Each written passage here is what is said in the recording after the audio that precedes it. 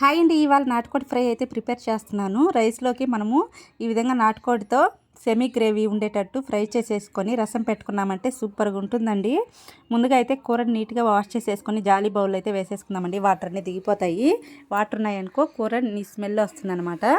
ఈ విధంగా జాలీ బౌల్లో వేసేసుకుంటే వాటర్ అన్నీ దిగిపోతాయి. ఇప్పుడైతే కడాయి పెట్టేసేసుకొని ఒక 3 స్పూన్ల వరకు ఆయిల్ వేసుకుందామండి. ఆయిల్ హీట్ ఎక్కిన తర్వాత కట్ చేసుకున్న ఉల్లిపాయ ముక్కలు, పచ్చిమిర్చి ముక్కలు అయితే వేసేసుకుందాము. ఉల్లిపాయ ముక్కలు బ్రౌన్ కలర్ వచ్చేంత వరకు ఫ్రై చేసేసుకున్న తర్వాత ఇప్పుడు కట్ చేసుకున్న టమాటా ముక్కలు కూడా వేసేసుకుందామండి. ఇప్పుడు టమాటా ముక్కలు బాగా ఫ్రై అయిపోయి ఆయిల్ సపరేట్ అయ్యేంత వరకు కూడా ఫ్రై చేసుకుందాము.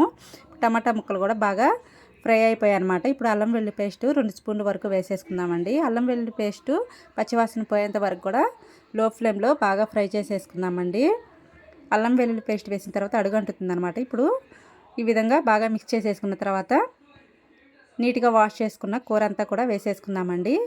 ఈ విధంగా కూర అంతా వేసేసుకొని తగినంత సాల్ట్ కూడా యాడ్ చేసుకుందాము. తగినంత సాల్ట్ వేసేసుకొని మొత్తం అంతా ఒకసారి మిక్స్ చేసుకుందామండి. ఇది నాటుకోడి కూర కాబట్టి ఉడికేదానికి వాటర్ అయితే పోసుకుంటున్నాం అనమాట. ఒక 2 గ్లాసుల వరకు వాటర్ అయితే పోసుకుందామండి. కొంచెం టైం పడుతుంది కదా.